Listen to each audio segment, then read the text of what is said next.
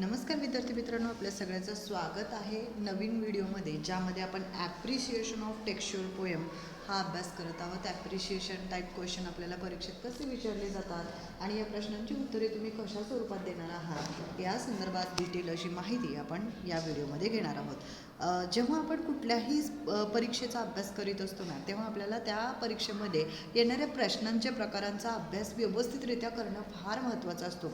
जेव्हा आपण प्रश्न समजून घेतो आणि तो नेमका किती मार्काला आपल्याला विचारलेला असतो आणि मग त्याच्या प्रश्नांचे उत्तर आपल्याला कोणत्या फॉर्मॅटमध्ये लिहायचे आहेत जेणेकरून आपल्याला आउट ऑफ मार्क मिळतील, तर यासाठी आपण काय करायला हवं, या बाबींचा जो विद्यार्थी व्यवस्थितरित्या विचार करतात आणि त्या पद्धतीनुसारच त्यांचे आन्सर्स हे लिहितात, ह्यांनाच मार्क मिळतात. मग तुम्ही ॲक्च्युअलमध्ये कितीही हुशार असाल, पण तुमचं प्रेझेंटेशन खराब असेल, जो प्रेझेंट केलं आहे तुम्ही आन्सर, जो फॉर्मॅट तुम्ही पुढे प्रेझेंट केला आहे, तर तो जर खराब असेल तर तुम्हाला रायटिंग टाईप ऑफ ज्या स्किल्स आहेत किंवा रायटिंग स्किलवरचे जे प्रश्न असतात तिथे मार्क नक्कीच कमी मिळणार. कारण आपल्याला माहीत आहे की तुमचं जे इव्हॅल्युएशन आहे 10th SSC बोर्डचा, हे तुमच्या मार्किंगच्या सिस्टीमवर, त्याच रायटिंग स्किलवर आहे. म्हणून आपण रायटिंग स्किलचे क्वेश्चन्स आपल्याला कुठल्या कुठल्या प्रकारचे येतात आणि ते प्रश्न आपण कसे सोडवायचे आणि आपल्याला आउट ऑफ मार्क कसे मिळतील याच्यावर महत्त्वपूर्ण अशी व्हिडिओ सिरीज घेऊन आलेलो आहोत. आणि यामधीलच पुढील भाग हा ॲप्रिशिएशन ऑफ टेक्स्चुअल पोएम याबद्दल आपण माहिती घेत आहोत. पहा, यामध्ये आपल्याला प्रश्न क्वेश्चन 3B टाईप क्वेश्चन्स हे विचारलेले असतात आणि मग त्यामध्ये आपल्याला विविध बाबींवर प्रश्न हे विचारलेले असतात. म्हणजे नेमकं कसे, तर पहा, मग यामध्ये आपल्याला तुम्ही इथे पाहू शकता, एकच मिनिट द्या मला.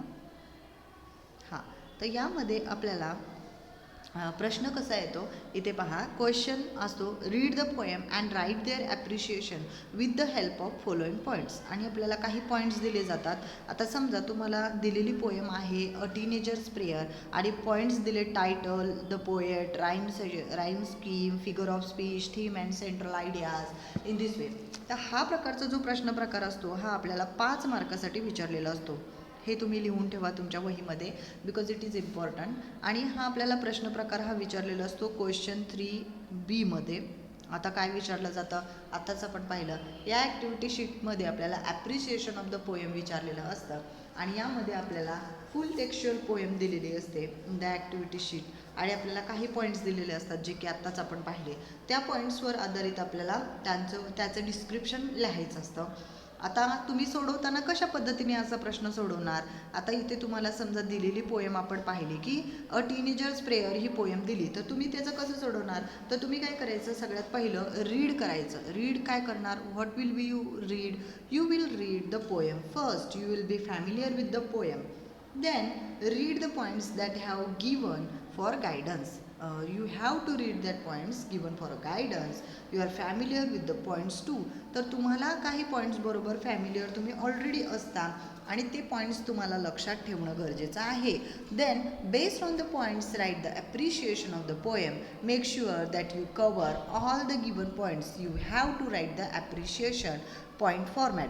तर तुम्हाला जसा पॉईंट फॉर्मॅट दिलेला आहे त्या पद्धतीनुसारच तुम्हाला लिहिणं गरजेचं आहे, because it is consisting of 5 marks. तर प्रत्येक याला 1 मार्क तुम्हाला मिळणार. असं नाही की तुम्ही सेंट्रल आयडियाज लिहिली, फक्त फिगर ऑफ स्पीच लिहिला, टायटल किंवा द पोएट लिहिलं नाही, राईम स्कीम लिहिलं नाही, तर तुम्हाला मार्क मिळणार नाही. प्रत्येक पॉईंट्सला तुमचे मार्क असतात हे तर तुम्हाला माहितीच आहे.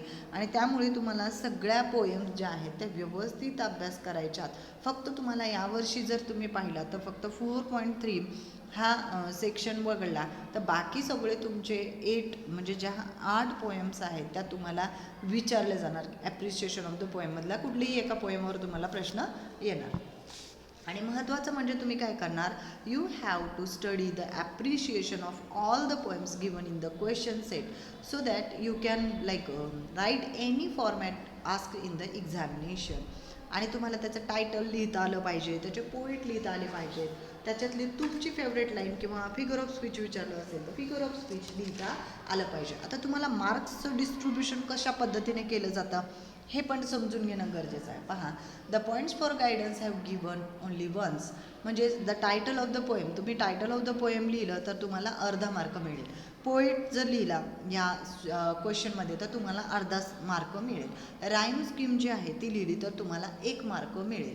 फिगर ऑफ स्पीच तुम्ही लिहिली की त्याला तुम्हाला 1 मार्क मिळेल. आणि थीम ऑर सेंट्रल आयडिया ही जर लिहिली तर तुम्हाला 2 मार्क मिळतील.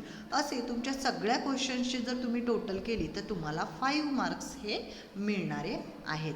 आता या पोएमचं तुम्ही ॲप्रिशिएशन कसं लिहिणार तर ते बघूया आपण. आता टीनेजर्स प्रेयर आहे तर याचं टायटल काय आहे, हेच आहे, अ टीनेजर्स प्रेयर. तुम्ही हेच इथे लिहितात. त्यानंतर याचे पोएट कोण आहेत तर जे मोर्स. ती स्पेलिंग तुम्हाला मात्र व्यवस्थित लिहायची असते, दिलेली असते आपल्याला, ते बघून व्यवस्थित लिहायचं. राईम स्कीम कशी आहे, the rhyme scheme of the poem is ABCB. तुम्ही पोएम व्यवस्थित वाचले की तुम्हाला लक्षात येईल की यामध्ये जो राईम स्कीम आहे तो ABCB अशा स्वरूपाचा आहे. त्यानंतर फिगर ऑफ स्पीच पाहायचं आहे. तर यामध्ये कोणते कोणते फिगर ऑफ स्पीच वापरलेले आहेत. फिगर ऑफ स्पीचसाठी मी तुम्हाला स्पेसिफिक व्हिडिओसुद्धा दिलेला आहे. जर तो तुम्ही व्यवस्थित पाहिला असेल तर तुम्हाला या प्रश्नाचं उत्तर देणं काही अवघड जाणारं नाही आहे. ॲपेस्ट्रॉफ आहे, त्यानंतर इन्व्हर्जन फिगर ऑफ स्पीच यामध्ये युटिलाइज केलेला आहे.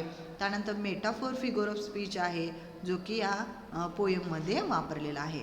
तुम्हाला प्रत्येक फिगर ऑफ स्पीचची स्पेलिंग पण व्यवस्थित लिहिता आली पाहिजे तर तुम्हाला मार्क हे व्यवस्थितरित्या मिळतील. ठीक आहे. त्यानंतर थीम किंवा सेंट्रल आयडिया कसं लिहिणार. The theme of the poem of teenagers dilemma. तुम्ही काय करणार, याची थीम्स काय आहे तर टीनेजर्स डायलेमा, त्यांना काय डायलेमा असतो, त्यांच्या मनात काय भीती असते, या स्वरूपात इथे आपल्याला माहिती आहे. पहा, teenagers dilemma about taking the right decisions, म्हणजे करेक्ट डिसिजन एखाद्या व्यक्तीला घ्यायला पाहिजे तर तो कसा घेतो ते पाहायचं आहे. The responsibility of choice falls fully on him or her. Responsibility कोणावर जाते, त्याच्यावर जाते. Responsibility is fully on him or her, और like wrong decision may ruin the whole life. Hence the teenager, the poem prays to God for his help of guidance. कारण हा जो guidance आहे हा जर आपल्याला व्यवस्थित मिळाला तरच म्हणजे तुम्ही व्यवस्थित डिसिजन घेऊ शकता. पण तुम्हाला स्वतःचं सक्षम असं व्यक्तिमत्व घडवायचं आहे. यासाठी तुम्हाला जरी तुम्ही एखादी डिसिजन घेतला आणि तो चुकला तरी त्याचे जे परिणाम आहेत ते भोगणं आणि त्यानंतर जेव्हा आपण नेक्स्ट डिसिजन घेऊ तोही तितक्याच सढळ व्यक्तिमत्वानं घेणं गरजेचं आहे. तर अशा पद्धतीने आपण टीनेजर्स प्रेयर याचं ॲप्रिसिएशन तुम्ही कसं लिहू शकता याबद्दल माहिती घेतली. तुम्हाला असेच अजून दुसऱ्या पोएम घेऊन त्याचे असेच पॉईंट्स घेऊन प्रॅक्टिस करणं गरजेचं आहे. म्हणजे तुम्हाला यावर आधारित प्रश्न हे अगदी चांगल्या पद्धतीने सोडवता येते. भेटूया पुढील भागामध्ये.